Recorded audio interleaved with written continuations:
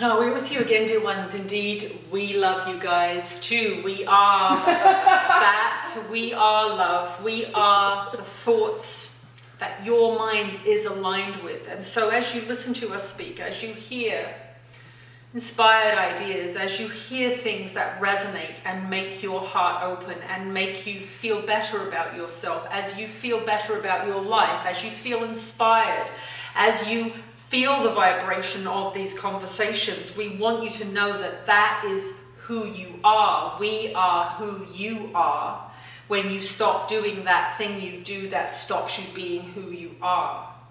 So stop doing that thing that you do that makes you not who you are, which causes you pain and causes you suffering. Begin to love yourself first. That is the worst sin we will say that a Western mind commits, this idea of relentless judgment, relentless wishing that it was other, as our dear one just mentioned. Your life is exactly what you need to see in this moment. It is showing you you. How else can you transform yourself if you do not know who you are? If you do not know who you are, you cannot change anything. You must accept where you are to know where you want to go. And you are here, you are you, being shown you as you experience yourself at this moment. So look at your lives, look at your relationships, look at your feelings. They are the map to your awakening process. If you see a part of your life that is working brilliantly, that is productive, that is exciting for you, that you enjoy, appreciate it. Know that you are on the right track, you are doing the right thing, you are practicing the right principles in that part of your life. What principles do you practice in that part of your life that is thriving? Are you open? Are you enthusiastic? Are you diligent? Are you dependable? Are you excited? Are you creative? You must be all of those things for your life to thrive in a certain part. Look at the part now that is not working the way you want. This is the compartmentalized ego mind. It wants one thing over here. It does not want one thing over here. It accepts this. It detests this. You are a holistic being. This is the reintegration of the mind that we are working with through the practice of forgiveness. That is what the atonement is. It is the reintegration of the split and separated mind that hates part of itself. That is what forgiveness does. It reintegrates the mind and allows you to become whole again. When you become whole again, you become connected to spirit. You become enlivened by spiritual principles. Why? Because you are no longer resisting yourself. The judgments that you make you resist yourself, and you feel it as friction. You feel it as negative emotion. You feel it as sickness. You feel it as depression. You feel it as death. Your true nature is immortal. Your true nature is loving and kind. Your true nature is love itself. That is who you are. And when you are out of accord with an aspect of that in a part of your life, go in there and look at what you are doing. Are you attacking? Are you fearful? Are you limiting? Are you judgmental? And you will see that yes, you are. You know how to do it because you have a part of your life that is thriving. No being comes here and has failure in every part of their life. You will have a part of your life that you know is going well, that you know is good. We want you to look at what you are doing there. How are you making that happen? This shows you that you have the skills to make that happen in another part of your life. And that limited part, that fearful part, that difficult part, that is not wrong. It is why you are born here. When you have accomplished unification of mind, when you have come into alignment with love, you will no longer need to have a physical incarnation. That is what ascension is. That is what enlightenment is. You will no longer need to have a physical incarnation that shows you what you are not, because you will know who you are. Your limited part of your life, the limited part of yourself, the part that you do not love, that is the part that is the reason you are born here. It is not the part to avoid. It is the part to embrace. It is the part to bring to your heart and to love you. That is why you are here, to heal that part. That is the part that is the purpose of your life. So enjoy the good part, enjoy the passionate part, enjoy that part that gives you what you want. And then when you have had some fun, when you have been joyful, once in a while go into that place that is limited. Once in a while go into that place that scares you, and take that passion and joy from that part of your life that is good, that part of your life that you can tolerate, and apply a little principle to that part that is limited, that is fearful, that is scary. Step one step towards that place. And watch what happens in the mind, watch what happens in the body, and trust that you are cared for, trust that you are loved, and trust that you are made in the image of the Creator, which is all love, which is perfect.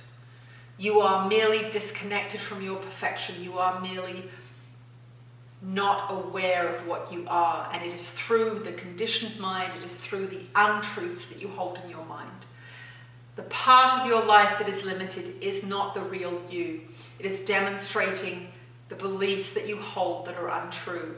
And so you can love yourself in spite of your imperfections, because when you look at the part of your life that is fearful, the part of your life that is limited, you will know that that is not the real you.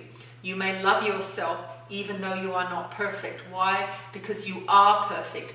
Those imperfections are showing you the untruth in your mind, and as you send love and expression and focus towards those untruths, they will be eliminated.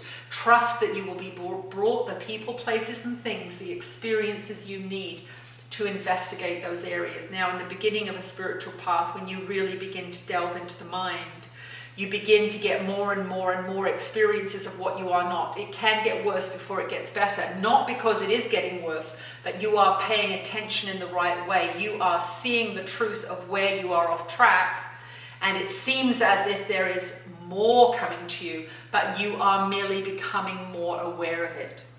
Before you blamed other people, before you blamed the world, before you blamed. But once you start looking at the world as a mirror, once you start looking at yourself as a holistic being, once you start realizing your divinity and the purpose of your life, you will see that it is you. You are doing it all to yourself. You are causing your own suffering. You are causing your own fears by feeding them, by avoiding them, by wishing they were other. So we will pass our dear one over to our last guest. We are grateful that you have come here. We hope that we have inspired you to become braver. We hope that we have inspired you to love yourselves. We love you. Spirit loves you. You are loved beyond your ability to comprehend. And we would like you to love yourself too. We would like you to leave this place inspired to love yourself, inspired to care for yourself, inspired to listen to yourself and do that which makes you feel good. And so we will say goodbye now. We will pass our dear one over to our final speaker, and we will speak to you again soon.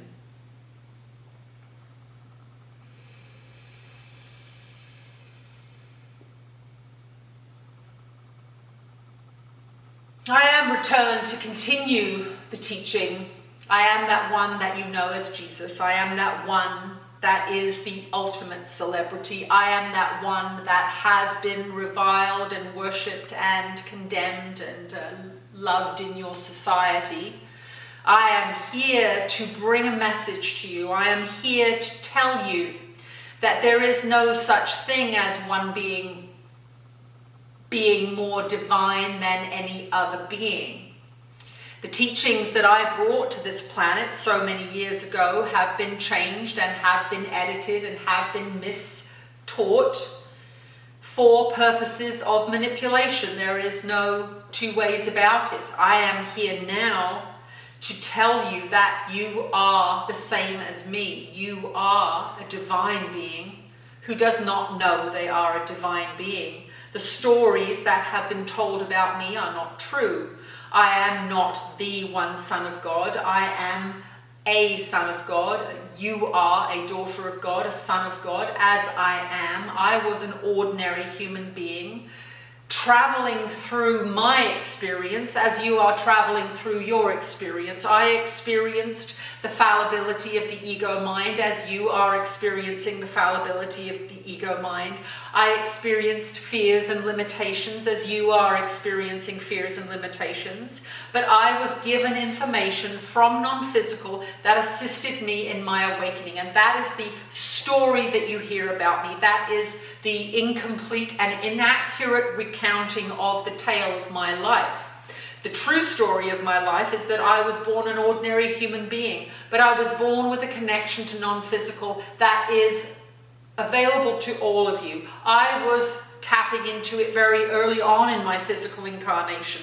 I was receiving information very early on in my physical incarnation that changed the way I looked at the world.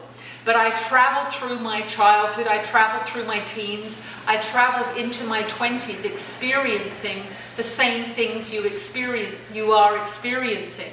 But as I got older, as I practiced, as I studied, as I learned, as I traveled, as I focused on that which I was, which was a revolutionary mind determined to wake up, that was who I was.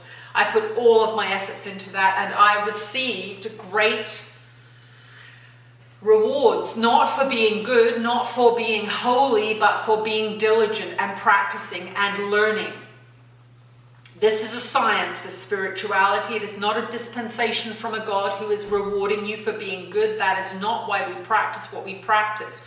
We practice what we practice because it brings results. If you clarify the mind, if you train the mind, if you train the creative device, for that is what it is. The mind is the creative device. You have been given to make what you want to make. You are free to do whatever you choose here, to make whatever you choose here. You are not under any rules other than your own. You are free to do what you choose here. You are free to experience the consequences of what you make here. But this physical incarnation is a limited part of who you are. The true you is more magnificent than you can know. And that is what I tapped into in my incarnation. But I could not stay on the physical plane. It was not my place to stay on the physical plane. The lessons I taught and the teachings I brought into this world are the teachings that are being brought through this channel. They are the same, that you are divine, that you are the creator, that the answer is within you. It is not out in the world. It is not in the next car, the next relationship. It is not in that. It is in you experiencing you to the fullest of your capabilities as I did. That is what I did. I learned, I studied, I trained my mind to receive the information that brought me to a state of enlightenment. And that is where the story of Jesus begins in your Bible.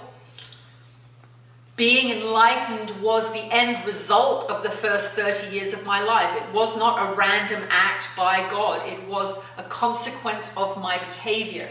It was a consequence of my training, and it was a consequence of my focus. Each of you have a different experience to be had here, and you are being guided towards that experience by your feeling self. Your feeling self is the comforter, the guide that you have been given to assist you on your journey. Do not dismiss your feelings. Do not dismiss your passions. Do not dismiss your desires as self-indulgent activities. These are the ways the messages are sent to you from Spirit. And so the idea of suffering and sacrifice that has been laid upon my story is not true. Do not suffer, do not sacrifice yourself on the altar of anything. Become a free being. How do you become a free being? You train your mind. You train the creative device that is your connection to God, that is your connection to the divine. It is your mind, and it is guided by your feelings.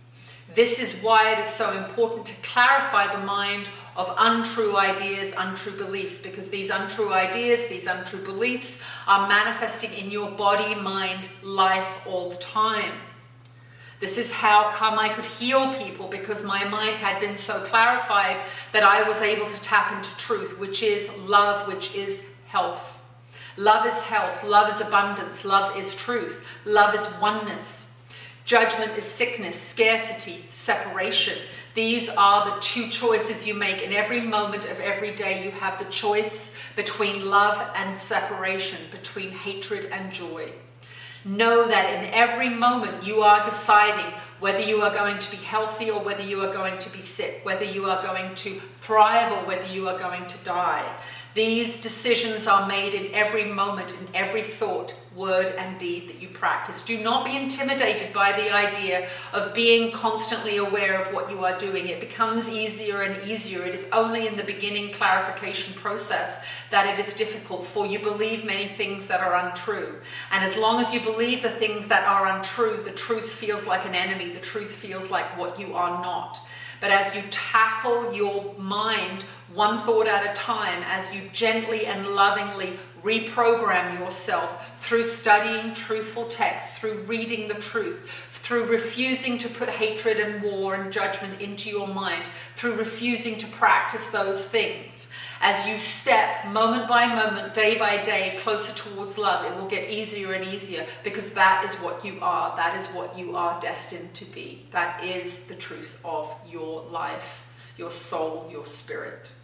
Your body will become healthier, your mind will become more joyful, your emotions will flow freely, and you will love people more and more, and you will love yourself more and more, and your life will become a sheer joy to experience.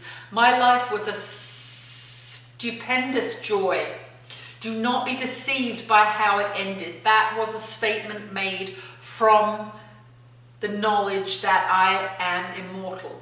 You cannot make a demonstration, a teaching opportunity such as I did, unless you know that you are living forever. That is the truth of all of you. You are all living forever, but you do not know it. We bring you information, we bring you teaching so that you can step towards that truth, that you are eternal, that you are love, that you are God yourself. This teaching is not to intimidate. This teaching is not to make you fear. This teaching is to inspire. This teaching is to open your heart, open your mind, and to get you to accept yourself. Love yourself as you would love me if you met me in person. Be kind to yourself as if you are God, for you are that. And every being that you meet is that. And so when you meet another being, consider it a holy encounter. Consider it an encounter with God, for that is what it is. You are being shown yourself, and you are an aspect of God mind expressing itself here in the physical.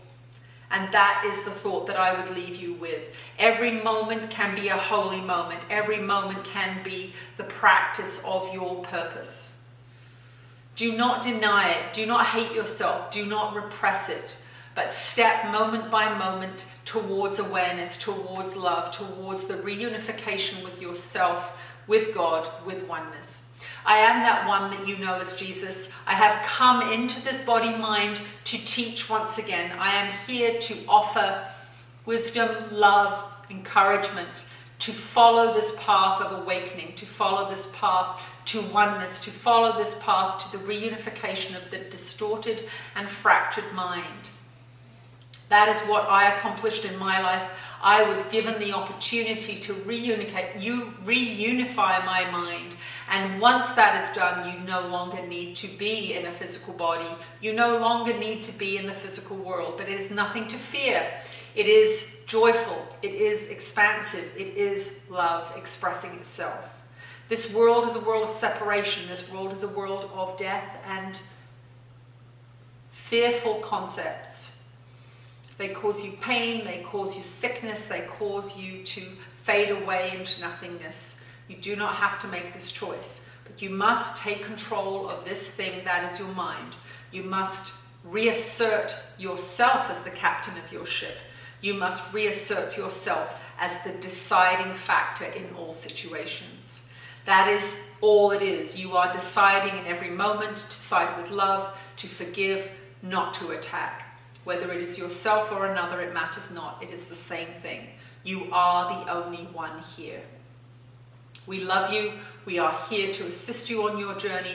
We are always available for any kind of communication. Do not think that you have to use this channel. She is merely a focusing device that is bringing this message to you in words that you can understand. When you are sad, when you are afraid, we want you to ask us to help you. We will always come at your call. You may not be aware of it, but we will be with you. We will be with you. We will